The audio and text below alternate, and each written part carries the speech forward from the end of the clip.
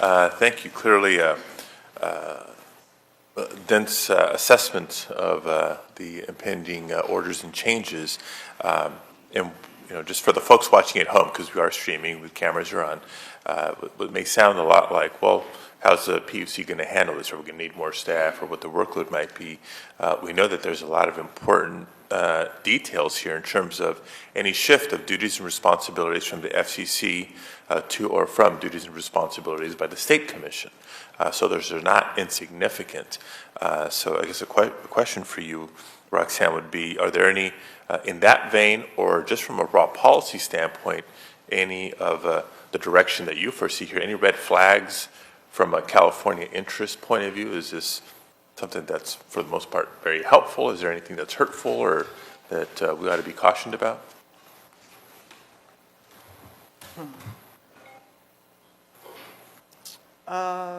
Or maybe we can just niddle that and consider that as part of it as the conversation continues. Any questions or comments from the folks at the dais before we go to industry? Thank you, Mr. Chairman. I know we have another member of our Broadband Council just came in, Assemblymember Bradford. Who's normally not shy, but he's right. I don't know if I let me comment from the perspective of the California Emerging Technology Fund, and for the benefit mostly the audience not here, just explain briefly that the California Emerging Technology Fund was directed to be established by the California Public Utilities Commission as a result of the SBC acquisition of AT&T and Verizon of MCI in 2005 as a finding of public benefit in the approval of the mergers. The two companies agreed to contribute $60 million to CETF. The California Emerging Technology Fund is a 501c3 nonprofit and has a board that was also defined by the PUC with the mission of closing the digital divide in California. That's a pretty tall order. I often say to this farm girl, $60 million looks like a lot of money, except California is a really big state. And so we've worked with partners to be able to achieve a lot of progress. I want to welcome you, Mr. Katz, and thank you for being here. It is great to have this conversation. We will also gladly go to Washington, D.C. When the National Broadband Plan was issued by the FCC, we applauded it. We filed one page of comments. I mean, literally, there was very little to say except this is right on. What we did say, and it's really important to underscore, especially because you're here today, that there needed to be a true partnership between the FCC and the states where there were plans in place. And in California, what Senator Padilla reviewed is the last 5 years we've come from basically nowhere on this subject to what you cited as some remarkable progress. That's the result of leadership from the legislature, the administration, the Public Utilities Commission, backed up with or reinforced by the commitment of community-based organizations that already were doing a lot of work in California, but there wasn't a focus on what are we trying to achieve. I think this very unique relationship of CETF to the public sector as well as to the private sector, including the nonprofit, is a hallmark in California that has made a difference. We report to the public, to the legislature through the Public Utilities Commission. So we looked at the mission of closing the digital divide. We actually set a goal of getting to 98% deployment, so 98% of all residences in California served, and 80% adoption by 2015, to be on target to get to 90% adoption by 2020, which is the National Broadband Plan goal. The California Emerging Technology Fund's latest annual report is here, and we chart, everybody in this audience gets bored with the charts of progress, but it's the way we drive to those end goals, and we are more than halfway towards the goal. So when your order came out on the Connect America Fund, we took it as another welcome sign. I carry this around with me. I've carried it all over the world, studying it. We're filing comments next week because we've been encouraged to be much more active, as Senator Padilla noted, in the commenting from California to your proceedings. And so I want to just highlight some things that reinforce what you said and suggest we need to drill down farther. When we look at, although we've made substantial progress for the last 5 years, and it should be, I think, quite encouraging to all of us in this room and to Californians that when California decides to take on a challenge, this is just one example. If we set the goal, we commit the leadership and the resources, that we can make substantial progress in a relatively short period of time. And our goal is to, again, have California be a leader when it comes to broadband, and to have this state, this country, be competitive globally. We can't do that without achieving these goals. We also know that America can't close the digital divide without closing the digital divide in California. So we think there is a reason for a special partnership between the FCC and California, and we'd like to further discuss that. But to give you an example, we're very, very focused on who are the people in this state that aren't connected. And we know where they are. They are poor, the poor parts of California, the poor residents. They live in poor neighborhoods. They happen to have their kids going to low-performing schools. They have a larger proportion of federally subsidized and state-subsidized housing. They are in neighborhoods we can define. And part of what we think actually has to be the discussion of accomplishing what is in the National Broadband Plan and in the Connect America Fund goals is to focus on those place-based strategies that integrate all the efforts, not only that the FCC does, but with the rest of the administration. So you see here in the audience Eric Brown, who heads up the California Telehealth Network, that you're also funding. Well, we're focusing on the deployment into the medically underserved, rural and urban, and those poor neighborhoods generally fall largely in those categories. State Librarian Stacy Aldrich is here. The library branches that need to have the connectivity tap into serve more lower income residents than the rest of the library system. You mentioned Riverside and E-rate. We are champions of the integration of technology into the teaching and the learning. We were a partner with Riverside on School to Home.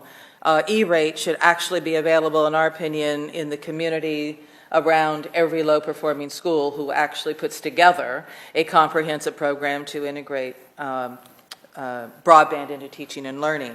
And so I will stop there, but say this is an amazing opportunity in this country that you represent. We appreciate your interest. We welcome the opportunity for more dialogue, and we will be following up with both filing the comments and seeing what we can do to have the conversation, to drill down, connect dots more than we are, and get the job done. Thank you. Other comments from the folks from the dais? No? If not, then let's begin to hear from service providers first. If you would all come forward, I think you know the routine. We've got a couple of chairs and microphones here. They're all live. We ask that you introduce yourself at the outset of your comments, and feel free to be specific in terms of any questions or concerns or recommendations that you may have, either for Mr. Katz or for us here at the state. Go ahead. Hi, Zach, Senator Padilla, Roxanne, and folks at the dais. I'm Steve Carlson. I'm Government Affairs Counsel for CTIA, the Wireless Association. I do their legislative work here in California, and I know Mr. Katz is familiar with the organization, and we have filed comments in the proceeding, and we will continue to work with you. And then I just wanted to, and I think you kind of know what our position is on some items, but I wanted to make sure that the folks in California kind of understood from our perspective how we viewed that. First of all, we're delighted at the Mobility Fund. We're delighted at the migration of wireless into the larger world of universal service and the other things that we can do. Very, very pleased at that. Now that mobile connections actually are greater than the population, we have 327 million mobile connections with a population of 305 million. Generally, we're very supportive. Of course, you know, we always want a little bit more. We would like to suggest that perhaps the order could take the migration, the great migration into wireless, maybe a little bit more into account in terms of how things are phased in.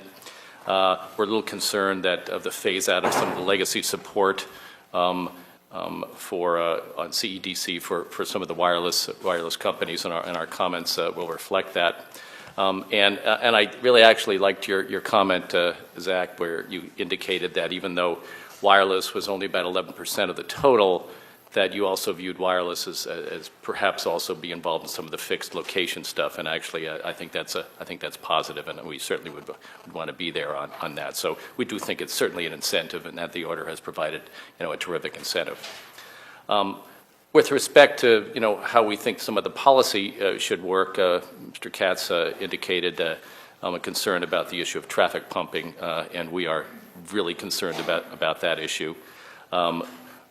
We're very pleased at the migration on interstate rates, but on the intrastate problem, to the extent that costs are what they are, we think that it continues to be an incentive for, you know, for carriers to artificially inflate both the mileage and the traffic levels, for which the wireless companies have paid millions of dollars, and we really think that issue needs to be looked at very carefully, and certainly the order does that. We certainly think that there's a significant role for the Public Utilities Commission in keeping an eye on this, the oversight of intrastate rates is a critical responsibility for ensuring that the traffic pumping scams do not illegitimately increase network costs. As Ms. Scott knows, that we have a number of proceedings against some entities at the PUC for traffic pumping. I think at the end, I'd like to say, or one other point, we would be opposed as part of this any attempt by the states to increase the size of the USF funds by increasing the surcharges on bills, particularly wireless bills. We think wireless companies pay enough in taxes and fees. Thank you very much. But again, we applaud the direction. We would like to see maybe some a greater focus from our perspective on the wireless involvement in the whole program, and we very much would like to work with the Commission in keeping an eye on both on the tariffs and the activities of those who perhaps would like to play fast and loose with with the traffic and the mileage issues. But thank you very much for the opportunity. My name is Dave Clark, and I'm the regulatory manager for two small telephone companies, Forest Hill Telephone Company and Carmen Telephone Company, who are parent affiliates of our parent company, Sebastian. I might say that it's a little bit daunting to be here in the presence of two of the most powerful and largest regulatory bodies in the country. I'm probably the smallest entity that will appear for you today. But I may have the biggest offset or biggest exposure in terms of our percentage of our revenues. It's important that we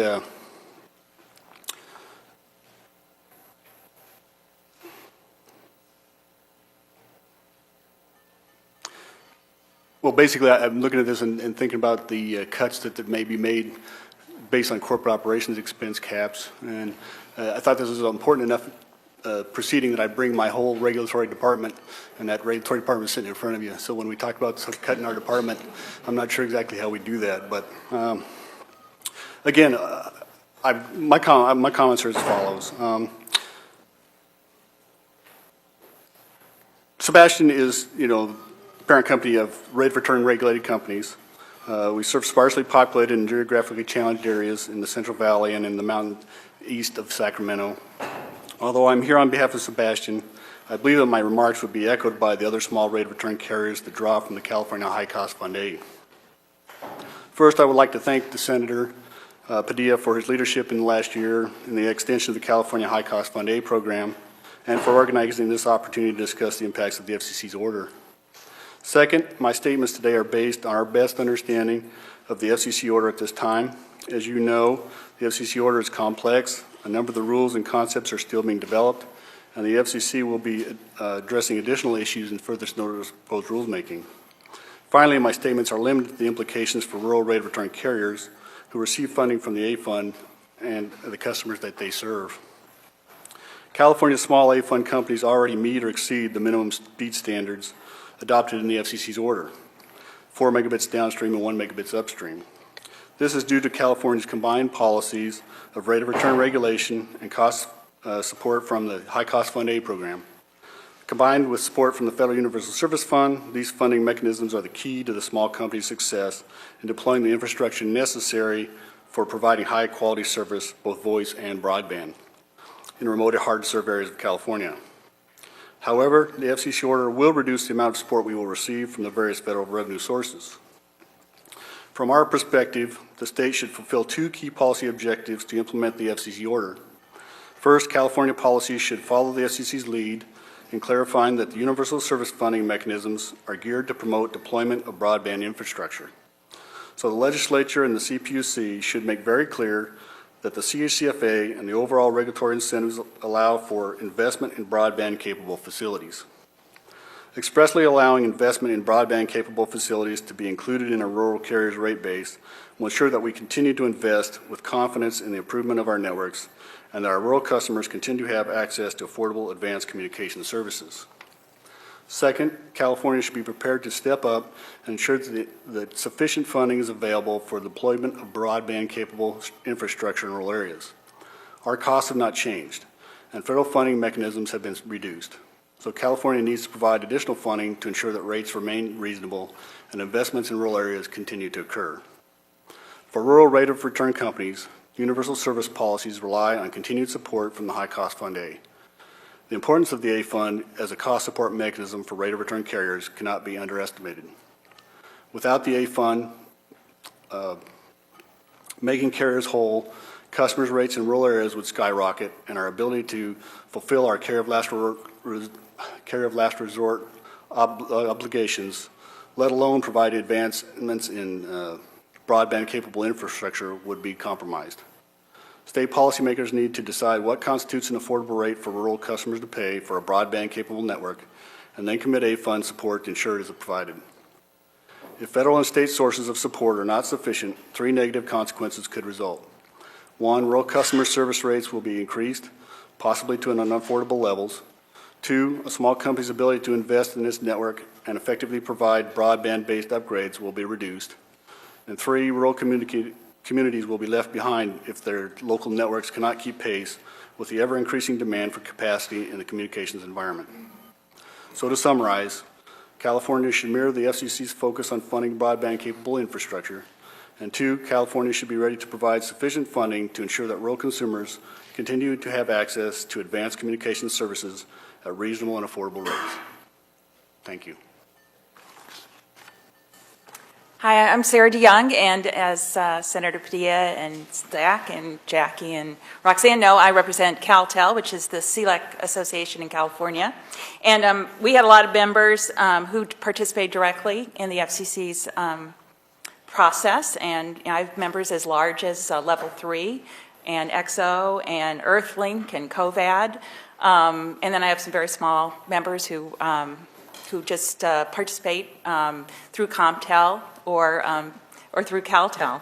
And our membership, we have a couple of members who serve residential customers, some Lifeline and some not, but most of the CalTel members, most CLECs today, serve business customers, small and medium business customers. But again, you know, the killer application for business customers is broadband. As I often say, if, you know, the voice service is down, the employer says to his employees, use your cell phones. But if the broadband's down, he sends the employees home. So while, you know, the CAF really doesn't impact CLECs who tend to operate in generally served areas, certainly we are contributors, and our customers are, to the fund. Our major concerns about the order than, really are about the ICC portions of the order. And I would say that the biggest concern is just continued regulatory uncertainty, which is always a problem for CLECs, especially operating in this difficult economic time. The appeals, as Roxanne talked about earlier, create some of that uncertainty. The going forward nature of the order and the failure to resolve kind of what all of those disputes from the past, continues some of that uncertainty. And then tariffs and ICAs, when we're going to be required. Currently in California, CLECs have been capped at either AT&T or Verizon's intrastate access rate, whichever is higher. Verizon's is higher, and so most CLECs are actually mirroring Verizon's rates. And so the way I read the order, there will be some tariffs that are going to be required to be filed this coming July and then the following July. And so to the degree we get some direction from the PUC, that will be helpful in understanding, how they're interpreting their role under the order. I wanted to say that we appreciated the Christmas Eve order on reconsideration, that portion of it that pulled back the implementation date on intrastate CMRS. There were CLECs who had interconnection agreements or terminating traffic agreements with CMRS providers and getting a little bit more of a glide path and time to renegotiate those ICAs was appreciated by CLECs. And then our other big issue, of course, was addressed partially in the order and is mostly in the NPRM, and that's IP to IP interconnection. Although we did appreciate that the FCC clarified that there was an obligation to interconnect, and that obligation wasn't just limited to legacy TDM, but also applied to IP. So I think that was really huge for CLECs. I would say that the need for a regulatory backstop, my members are all the way across a continuum, and so it's hard for me to really say that we have a consolidated position. But I think there's generally feeling that this is an issue that needs to be addressed. And my thought of looking at the NPRM is that the FCC has actually asked the right questions and tried to tee up what policy framework should apply to IP. But I do think that because it may have state implications in the sense that some CLECs are suggesting that that IP to IP interconnection needs to be incorporated into 252 interconnection agreements, which are, of course, overseen and arbitrated by the state. And that is a position that I think will be put forth by a number of my members in their comments. So again, we look forward to continuing to work with the FCC. The one part, too, I think about the NPRM and that issue to IP is calling out specifically the additional costs that are incurred today when two carriers who have both deployed IP, one of them is requiring the other to convert to TDM for interconnection purposes. We're certainly hoping that that gets addressed in a near term, because that is driving additional costs and slowing down deployment of and the move to IP interconnection. So I guess that's pretty much my thoughts from the CLEC perspective. Thanks. Okay. Some of the other industry representatives that wanted to come forward and give us their thoughts, concerns, questions, recommendations. Anybody else? Wear two hats, so I'm in the industry, and I'm also part of the Broadband Alliance. Well, before you speak, Roxanne, do you want to? Okay. Hi, good afternoon. My name is Mitch Sprague. I'm the business manager of the Mendocino Community Network. We're a small ISP in Northern California. We're owned and operated by the Mendocino Unified School District and have been since 1994. But I'm here today as in another role I play, which is an advisor to the Broadband Alliance of Mendocino County, which is one of the most active broadband alliances, we think, in a rural county in California. It's a coalition of private citizens, economic development folks, county supervisors, and people like myself in the industry. And I just want to express a few comments and concerns on the plan. First of all, I'd also like to say I'm one of the 18 million unserved I live 12 minutes from my job, I run an ISP, and I can't get broadband at my house. I also, having worked in a school district as a teacher for years and still working in a school district, I see the day in and day out impact of our kids not having broadband. So just a couple of points.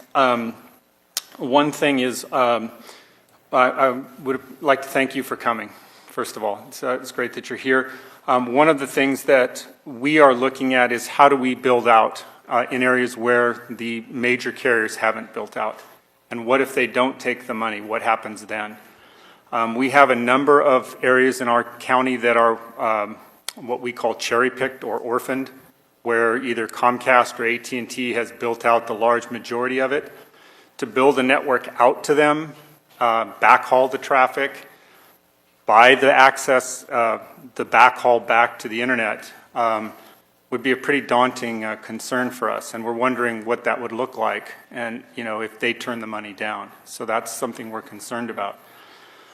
So one of the things I would encourage the FCC to do is to make the information about what are the eligible areas and who's taking the money readily accessible and easily accessible. It's very important to us. We're watching very carefully because we want to try and step in through public-private partnerships to try and fill those gaps if there's money on the table that the major players don't want to have or don't want to take.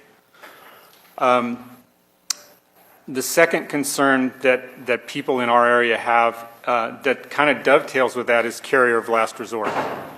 There's a lot of concern, especially given the comments by some of the large carriers on the proceedings, that they're not interested in carrier of last resort obligations, which tells us they're not interested in our areas. And we're concerned that what's going to happen is that we'll end up with lots of areas that are ineligible for funding, or what we call more or less satellite internet-only areas, without carrier of last resort and without phone service. And that's a particular concern for us. Carrier of last resort should also be put in the same context of emergency services.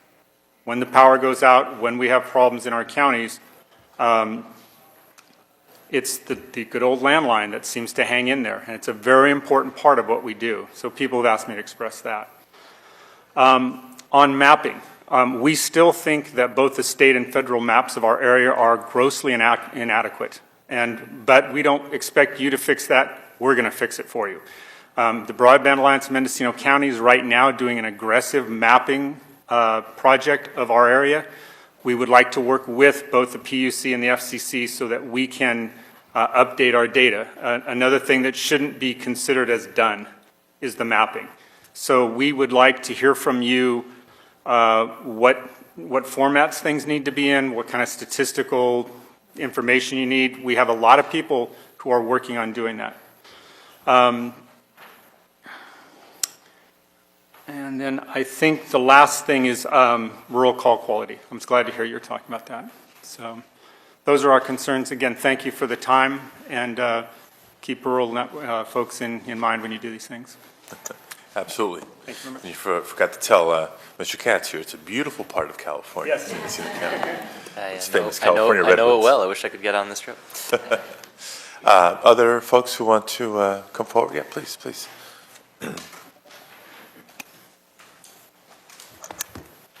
Good afternoon, everyone. My name is Anita Taft-Rice, and I am a telecom attorney here in the Bay Area. And I work with a company I've actually appeared before you before. It's called Box Top Solutions.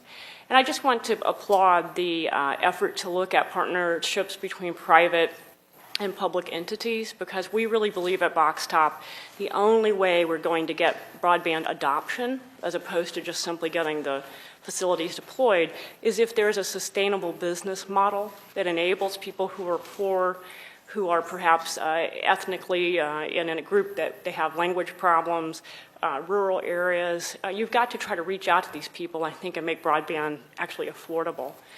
And what Box Top has come up with are applications that can sit on either a set-top box on your television set or on a mobile device, and the application is basically a little metering device, and it would allow the provider of either content merchandise, government services, et cetera, to subsidize the bandwidth connection so that the person gets out, and can get those services.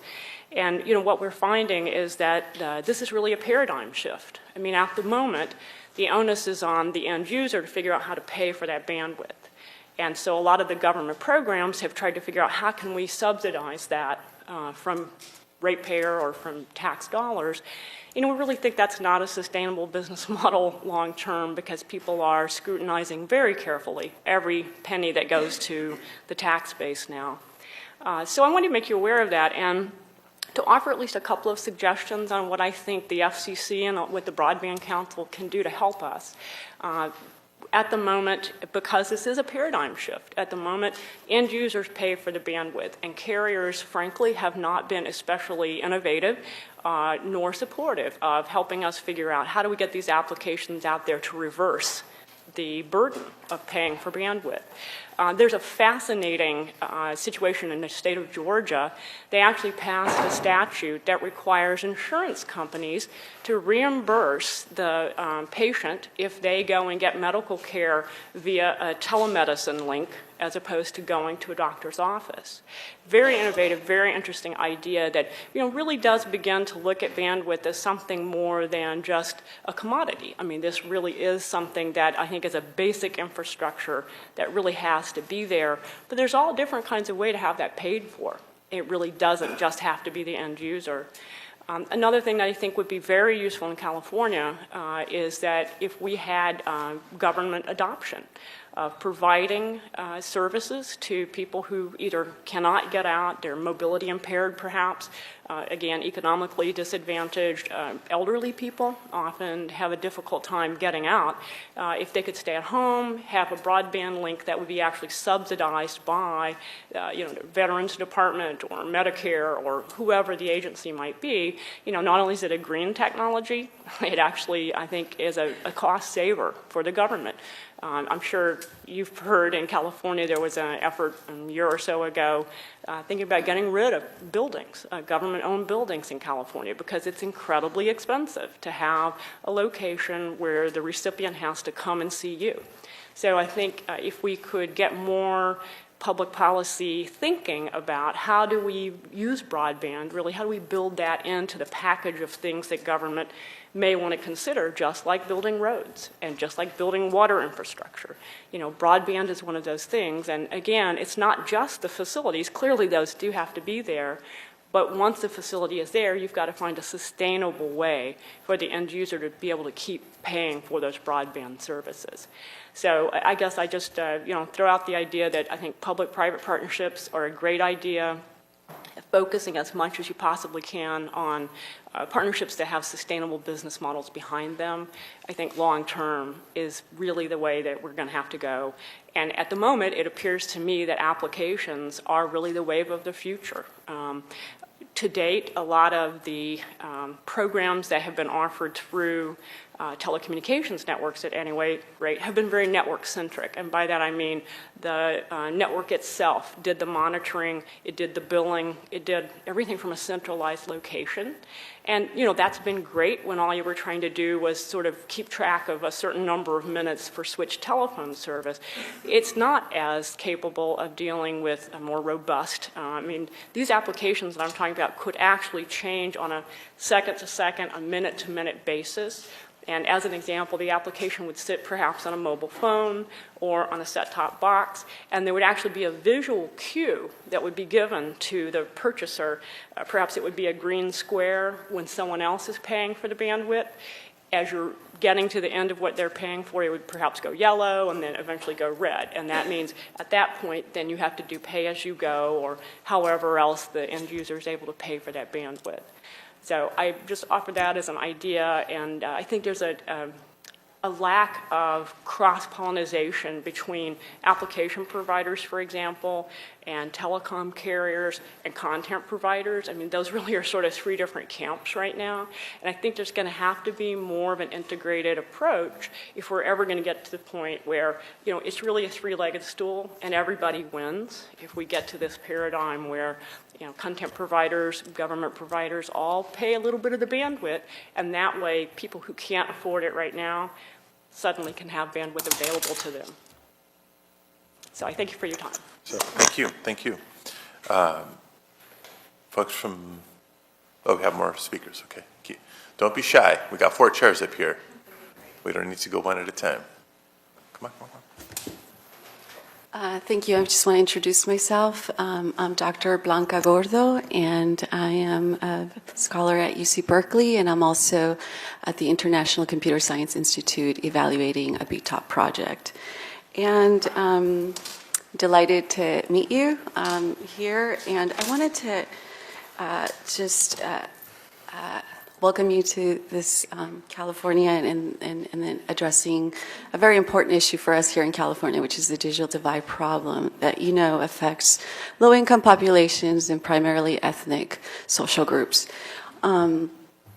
And I would love it if under your leadership, we would also expand the policy framework around the digital divide and think about it not in terms of connection to a device, rather the device being an indicator of a larger problem. And I think that there could be more emphasis and focus in terms of looking at connection to the national network of communications and information, which requires a multimodal network system of technologies that isn't just cellular. Digital divide populations, we know, are over-dependent on the cellular phone to access internet. Now, we know that one of the reasons has a lot to do with their lower wages, not being able to afford high price, which these services can be. And it's actually the most costly form of attaining access to the internet and with less functionality than you would get from a laptop or a desktop. And that's a huge concern. If you look at the statistics, we don't really have detailed information, but if you look at the Nielsen market information on how much the average payment, monthly payment for to the national wireless carriers, for all carriers, Verizon, AT&T, T-Mobile, and Sprint, Latinos, Blacks, and Native Americans pay more than whites and Asians, who are the most connected and have higher incomes than Latinos, Blacks, and Native Americans. So I can tell you that Latinos pay the most of all those 4 groups, averaging over $100 up to $120 per month, whereas so that would be for a payment to AT&T. Latinos pay about $120 per month, whereas whites pay $98. So whites and Asians actually pay under $100, averaging the highest $98 down to $78. And that might be a lot to do with and still, even though Latinos have advanced in terms of their occupation, education, and so forth, they still earn, according to the Department of Labor Statistics, they're still earning about $230 less per median week. So one of the concerns that I have is that there's an overemphasis on and push for these populations to connect to the internet via cell phone, and yet, as I said, is the most expensive form of connection. Because they are newcomers, it's likely that they're not fully aware or have been socialized to manage a complex technology system, right? So the reason why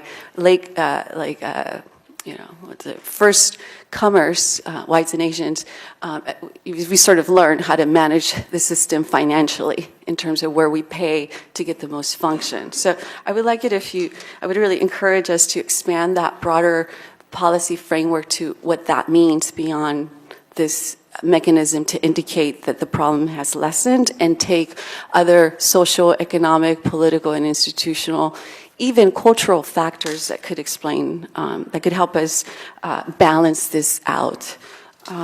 That's one thing. I think it's great that you're looking at incentives for the service providers so that they can build out and make it available where it's not. I think also, though, and that you're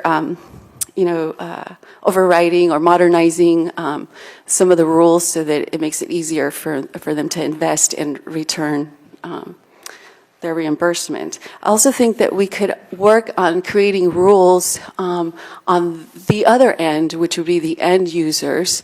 For instance, some of the public programs that are now available, like the Comcast program, as you know, it becomes problematic if you're low income and have poor credit history.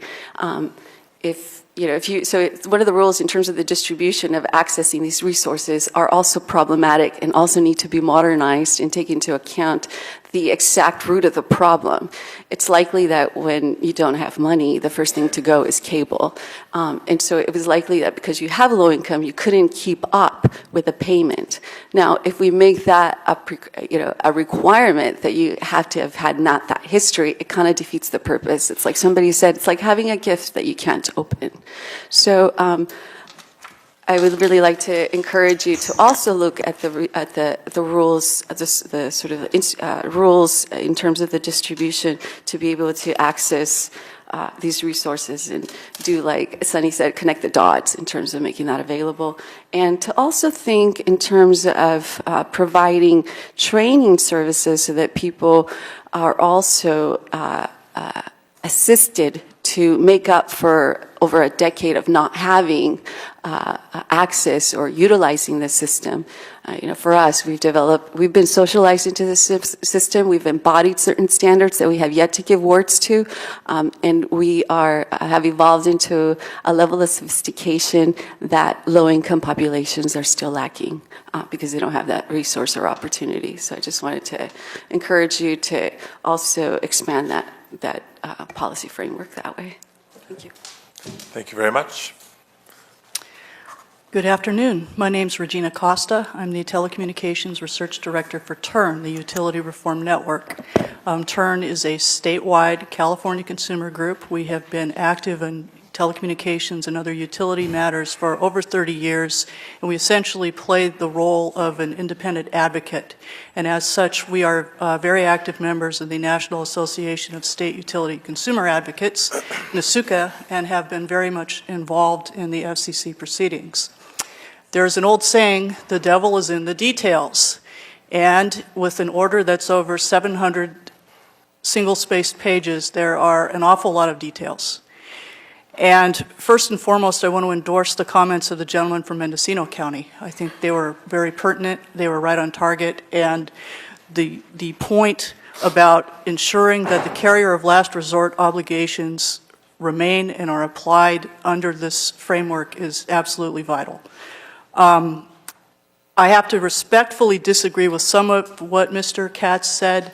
And with respect to the federal-state partnership, I think the best parts of this order were retaining the state's authority over ETC and carrier of last resort obligations, something that the industry very much wanted to do away with, and we appreciate that you kept that. However, it's not a slam dunk that this order stands. As Ms. Scott pointed out, there are at least 26 petitions for reconsideration, and there are many appeals that have been filed, and they're being teed up at the 10th Circuit. And unfortunately, it's also not a slam dunk that this order will truly benefit California. Again, the devil is in the details. And I won't go into the details as to why I think I'm skeptical about that, but you will see them in the appeal that NASUCA is filing.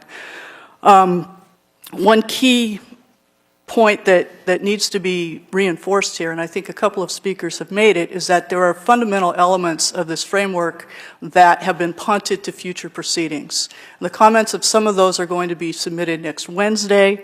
But just from the consumer perspective, I think three are vitally important. First of all, these 3 points are the auction mechanism, the contribution mechanism, and cost studies. Now, I won't go into auctions, but just suffice it to say, if a carrier does not believe that the amount of subsidy offered is sufficient, and they decline it, then that territory will go up for auction. That is a system that has not been tried for this purpose. And bear in mind, referencing again the gentleman from Mendocino County, these carriers are very likely to also be the carrier of last resort for providing voice service. So the notion that these go up for auction with an untried system, and we have not seen the auction parameters yet, because we're commenting on them next Wednesday, that is a pretty iffy proposition from a consumer perspective. The second point is the contribution mechanism. As it stands, the service that will be funded from federal high-cost support is broadband. The voice support is being phased out, yet the service that is paying for all of this is the voice service. That is not sustainable, it's not reasonable, and arguably it violates federal statute, and we will see what the 10th Circuit has to say about all of this. But it's essential that you do address the contribution mechanism, and we expect that you will. The third thing is the cost studies. And the FCC had a high-cost model known to all of us who are familiar with it as SINMOD. And there was something that was very good about that model, namely the process under which it was developed was pretty transparent. There were a lot of parties that had the opportunity to present proposals for cost models, to be involved in developing the details of the model. We knew where the inputs to that model came from, and it was possible to adjust it. It had its drawbacks, no doubt, but we all knew what those were, and you could make some reasonable adjustments. It is absolutely essential that in developing the model here, you take a similar approach. We appreciate that the staff will be developing the model, but it's imperative that it is clear to parties what the underlying architecture is, the assumptions that the model relies on, and algorithms that the model relies on to design networks, that the inputs are clear, and that there is a way to adjust them and change them. Because if that does not happen, you're not going to be able to account for regional differences. An agency makes better decisions when parties have the opportunity to run competing scenarios. And I realize that this is arcane, but the reason that I'm emphasizing this point is that that model is at the heart of a lot of this. That model will determine what subsidy dollars are necessary. And that model can also tell you what services are imposing the greatest requirement on a network. If you are going to have reasonable prices, you need to know the answer to that question. It is our hope that we will be able to see the FCC develop a model that is transparent and can be effectively used. Thank you. Mr. Brown. Good afternoon. My name is Eric Brown. I'm the president and CEO of the California Telehealth Network. And Mr. Katz, it's a pleasure to see you again. I guess a couple of questions, if I may, with regards to the FCC's Rural Healthcare Pilot Program. As I think you all know, the California Telehealth Network is the state of California's partnership for telehealth. We use broadband technology to bring quality health care to rural and medically underserved communities throughout the state. It's an amazing consortium of statewide partners. We received a $22.1 million award, the largest single state award in the program. We have committed well over half of those dollars as of December, somewhere in the $12 to $13 million range. To connect sites in rural and medically served areas throughout the state. And earlier this week, as I'm sure you know, the Universal Service Administrative Company announced that the enrollment for the program will end as of June 30. In other words, no additional sites can be enrolled in the program. So I guess a couple of things. And they also announced that there may be $30 million of uncommitted funds from participants in other states and around the country that have not been able to fully utilize the fund. So I guess two things I'd like to point out or ask assistance on. The first is about a year ago, the CTN filed comments with the commission to request additional funding from those uncommitted funds so that we can extend the reach of our networks further into the state than we can currently. And I wondered, since there still are uncommitted funds, is that a viable opportunity for us, and how should we go about that? And then number two, given that the enrollment for the rural healthcare pilot program will end in June, I wondered if you could give us some insight into what's next as far as rural healthcare as it relates to the Universal Service Fund. The CTN is transitioning to an independent 501c3. We have board stakeholder partners who are making investments, and rather significant investments, in that 501c3. And it's very important that we continue the momentum we've started by understanding what our potential future funding sources look like beyond June 30. So those would be my comments. Great. Happy to answer them. Absolutely. Although I may do so today at a higher level of generality than you'd like, and then we can follow up. I'm happy to do specifics after. So the Commission, as you know, has four components of our Universal Service Fund. We have the E-rate component that focuses on schools and libraries, the High Cost Fund, now the Connect America Fund, Lifeline, and the Rural Healthcare Program. Over the last 2 years, 2.5 years, I suppose, we've begun proceedings to modernize and reform each of those four. For various reasons, E-rate was the first. We came to order in the fall of 2010 with some very significant reforms, including ones that allowed schools and libraries to get higher capacity broadband, fiber from other providers at lower costs. The High Cost Fund we've been talking about today was in October, and the Lifeline reform order is coming up hopefully in a few weeks. On the healthcare program, we teed up, as you know, a series of proposals. Got some good comments there, an extensive record. And my hope is that once the Lifeline item has been finalized, we can renew our focus on that program. I think more generally, when the chairman and the other commissioners think of the healthcare challenges in this country and the role that broadband can play in it, we don't think that there's only one lever at our disposal. So the rural healthcare program is important, and we'll talk more about it. But in the High Cost Fund, as you may know, for the first time, we specifically identified anchor institutions as the class of beneficiaries for the Connect America Fund. And so service providers will be expected to serve those institutions, and we'll have ways to monitor and track that. We're also doing things in a kind of different part of the broadband and healthcare space on innovative spectrum work. Just last month, I guess in December, Commission adopted an order authorizing some very innovative technologies that use spectrum to allow veterans and others who've had strokes or lost limbs actually activate their fingers and toes. So there's a series of things going on at the Commission around broadband healthcare. It is one of the things I hope we'll see more progress on this year. Well, we just would ask that, as evidence of your visit here today, which is great, if we could continue the dialogue and be a part of the developing that solution.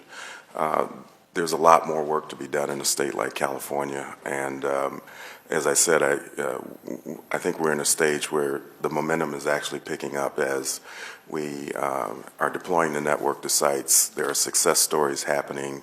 The neighboring sites and neighboring towns and communities are hearing about that. We just this week had a discussion with a major, I guess I would call it rural chain of healthcare centers, which has over 100 sites throughout the state. And so there are others in line to have discussions. The more clarity we can have about what the future looks like, the better. And the timing for us is really around mid-year when, I mean, we're okay now, but I can see a window around mid-year where if we don't have clarity, we will maybe have to change the story a little bit. So thank you for being here. Let me ask a couple questions I think a lot of the folks in the room might be interested in, because they apply to so many folks. Just generally, do we know what the status of the appeals that have been filed are, and what the time frame might be for knowing if any elements of the order might be stayed? So a number of parties filed with various courts around the country challenging different components of the order. That included small rural telephone companies, AT&T, wireless companies, consumer groups, states, few stakeholders that I can think of didn't sue. And so we've got now in the 10th Circuit kind of consolidated proceeding that will address the spectrum of issues. I think we feel confident that the order has the legal authority and is built on a record to sustain it. And so while we're looking forward to the litigation, we're optimistic that the order won't in fact change. It's not clear to me how quickly we'll get decisions from the court, but we're going full steam ahead on implementation with the hope that we can continue to execute on this order in the coming years. So I assume the full steam ahead on implementation would also be a signal to our state commission and all state commissions to go full steam ahead as well. That's right. And, we didn't get any petitions with the court to stay the order. We did get challenges to various parts of it, but there's nothing that I anticipate will slow the implementation, at least in the coming months. And so we certainly encourage all state partners to join us in that. Good. Any other questions, comments, Roxanne? Well, not on the particular order you were just discussing on appeals, issue. But I was going to say, you had talked about red flags, and in regards to the comment from the small X about wanting to have more of their cost of their broadband services, or the cost included in the rates that we determined for the rate of return carriers, that brings up a red flag and an issue that I know the FCC is well aware of, and that's the separations.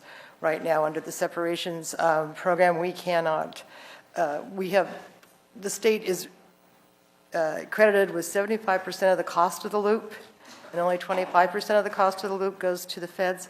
However, 100% of the revenues from unregulated services go to the feds. So if in order for us to include the unregulated cost of the loop on the state side, we need a rebalancing of the revenue stream so that the states benefit from the revenues of the unregulated side as well. I don't know how the separations process, which I know is arcane, is going to be addressed or when, but it's an issue that's been festering there for several years now, and states really need it to be fixed and updated or done away with, or however it's going to be dealt with.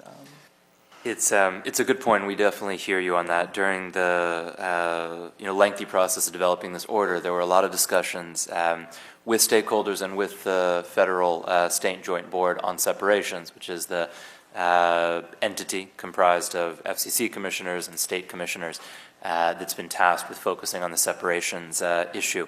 In light of the very significant changes that this order has affected, we feel that it's appropriate to take further comment, which we did in the accompanying further notice, on what, if any, changes need to be made in separations. But we recognize this is a crucial issue, and I think the coming months will give us a chance to suss out the issues.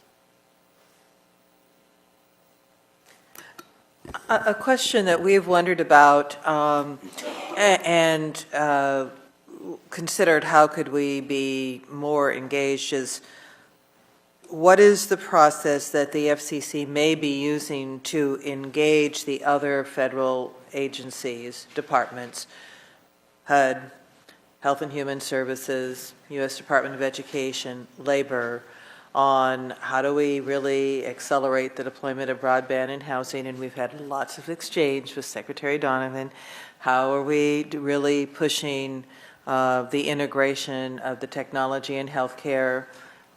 What's happening with the U.S. Department of Education? It's pretty limited, quite honestly, in terms of all of the innovation efforts in U.S. Department of Education, and that's where the Promised Neighborhood whole initiative sits.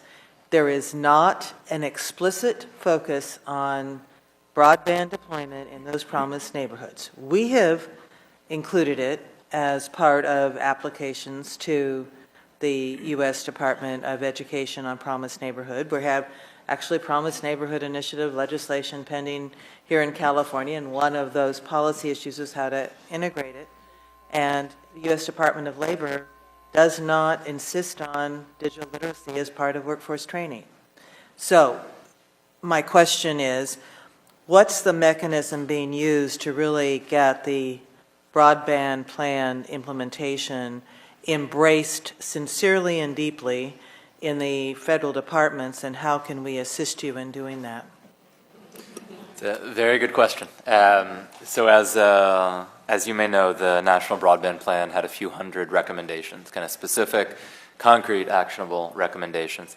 About half of those were for things that were clearly within the FCC's purview. They include things like overhauling our Universal Service Fund, freeing up more spectrum for mobile broadband and the like. And we've been executing on those over the last couple of years. But about half of them have to do primarily with other government agencies at the state, local, and federal level. And on those, I think there's been some progress, but there's more that needs to be done. And I look at 2012 as a year when the Commission will ramp up its efforts within D.C., but around the country on these kind of cross-agency initiatives. One of my colleagues, Josh Gottheimer, senior counselor to the chairman, is leading our efforts around public-private initiatives, and he's a great point of contact. He'll actually be down in San Diego tomorrow at a conference that the San Diego Unified School District has organized around wireless in education, along with Karen Cater, who heads up technology issues at the Department of Education in D.C. We've had some progress, but I think there's more to do, and I'm glad that you're looking to get engaged, because we could use the help. Great, thank you. Prior to the roundtable commencing, when Zach and I were in the office, we talked a lot about how to make sure that California, for having been a leader for so many years on policy and on investment, isn't punished for its good behavior. Because now we have a national plan, a national framework, and you can easily see how a lot of the incentives, a lot of the resources could flow to states that have some catching up to do. And one of those areas is our Advanced Services Fund. You talked a little bit about subsidies and eligibility versus ineligibility of now Connect America funds. Can you comment on how carriers that have been participants of our Advanced Services Fund will not be precluded from participating in new national pools of money? I'm glad you asked, in part because I think Roxanne mentioned this in her comments, and I wanted to address it. So I think the way we look at it, funds or programs like the California Advanced Services Fund should be enablers and complementary to the Connect America Fund, to the extent that a state like California has already begun the hard work of supporting with public dollars build out into unserved areas. We can leverage that to get to even further out areas, even higher cost areas at the edge of that network. It is true that for one part, and it is a relatively small part of the Connect America Fund, which is this first phase of $300 million that we're looking to get out the door soon, that money is not intended to be spent in areas where carriers already have plans to build. And that's because we don't want public dollars displacing private investment dollars in the market. But that is only one part, and for the Mobility Fund and for certainly the second phase, the long-term phase of the Connect America Fund, those dollars will be allocated to areas that are unserved and can be served most efficiently.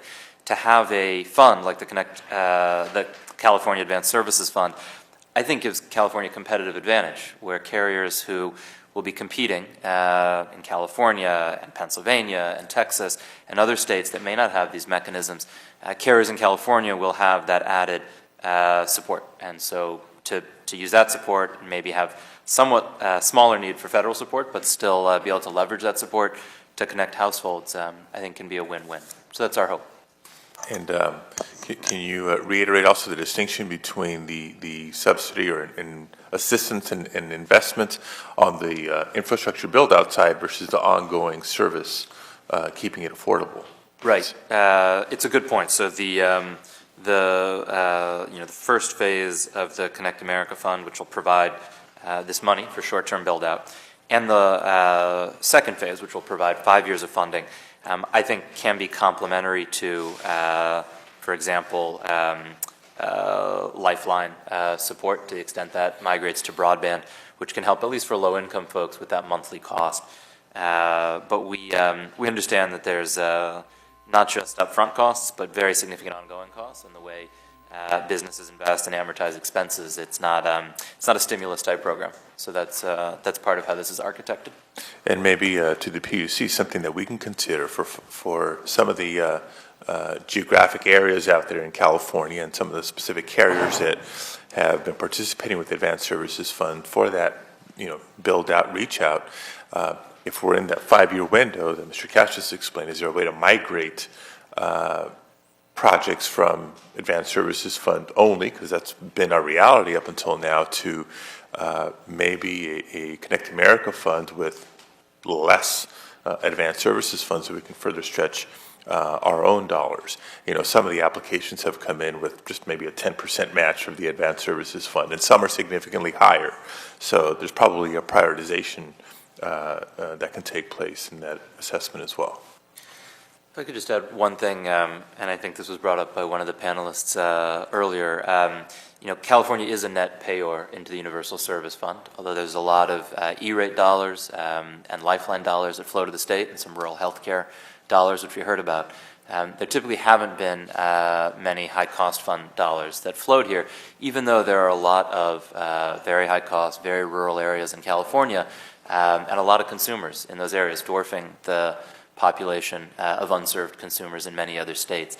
Because of idiosyncrasies and the way that the high-cost fund was set up, California really hasn't done as well as it should have. And one of the things I think that we're hopeful will come to pass in the wake of the Connect America Fund order is a more equitable distribution of these resources, because a consumer who's not getting served in California is just as important to connect as a consumer who's unserved in Mississippi or another state of the union. So that is part of our thinking. Right. And to the extent that our collective comment and input in the short time window could help assist that endeavor, I think we've all been duly noted. Senator, it might be worth just elaborating on this exchange and putting in context our rural, unserved and underserved, but unserved residents in California, which we think is today, as we've recalibrated, we get more input from community coalitions like in Mendocino, who are doing their own mapping, or Carol Ann's here, Ogden, from the Gold Country. We think that is probably at least 6% of our state. Now, California has a large population, so that actually is about 2 million people when we added it up, and that's the state of Maine. Those residents that are unserved are spread out over 44,000 square miles of inhabited area.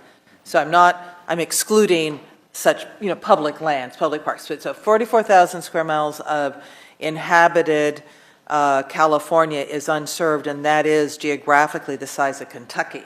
So you think in terms of what we've got to do here, it is not small, even though it often is expressed in terms of a smaller percentage of our population.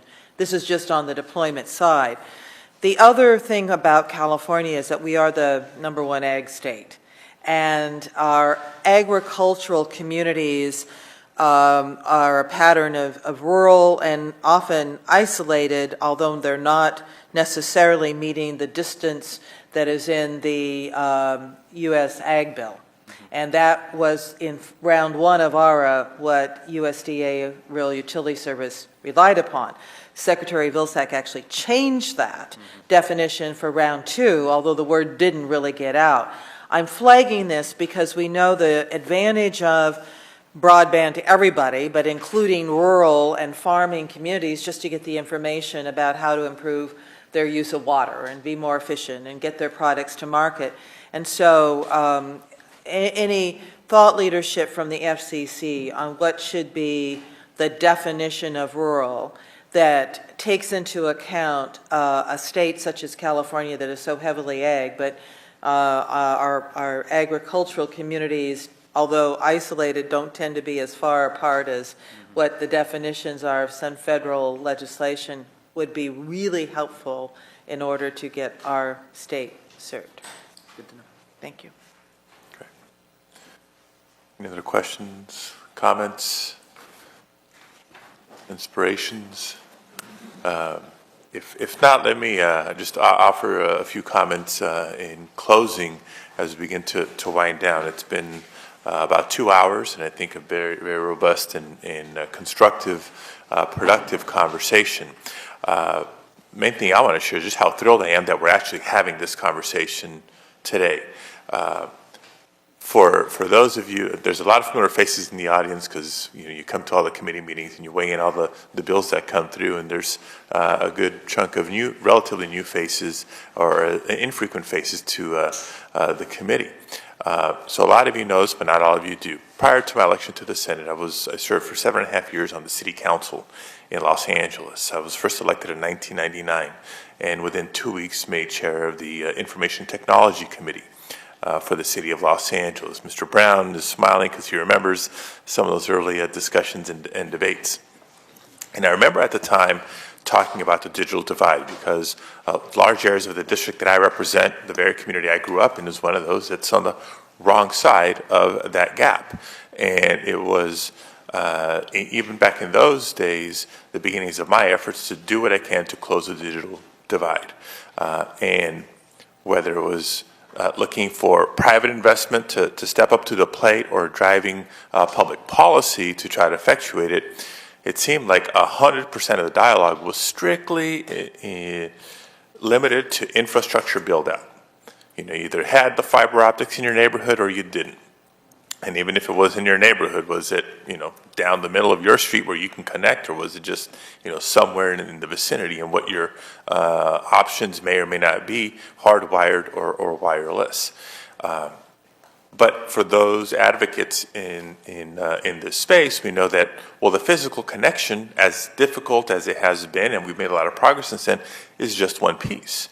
Because you can have the cable offerings, you can have the telecommunications offerings, you can have the wireless offerings. If people aren't adopting and subscribing, then what's it for? So then we have the adoption piece, the awareness piece. And then there's the digital literacy piece, because you can have the wire running through, you can be a subscriber, you can have the hardware maybe in your home, because that's very different than schools and libraries, as much as schools and libraries and other community public spaces play a role here. If you don't have the knowledge with which to utilize everything that broadband, the internet, and all the apps bring to us, then we're also missing out on the potential and the opportunity. And it wasn't, from my observation, until the Obama administration came in, where from top down, so this is my big kudos to the FCC, that the dialogue of public and private soon thereafter following broadened beyond just the physical infrastructure question of digital divide. So I thank you, because I know you've been at the core of all this. The quarterback is what they call you, in bringing that dialogue along, not just for us here in the state of California, but all 50 states in the nation, because of that federal leadership. So thank you. It pleases me. We do have our work cut out for us still, and we keep plugging away, but we've come a long way in these last 10, 11 years, and I'm only excited about where we'll be a few years from now. So wanted to share that with everybody, and if there's any closing remarks, Mr. Katz, before we wind this down? No, just to say thank you, Senator, and thanks to everyone who came. The comments and particularly the questions, very much appreciated. We remain open for business and eager to hear from folks in the months and years ahead. So thank you. Okay, thank you, and glad we could facilitate a visit home, especially during the winter months. Getting out of Washington is always good. So thank you all for participating here. Stay tuned to committee this year, and look forward to seeing you.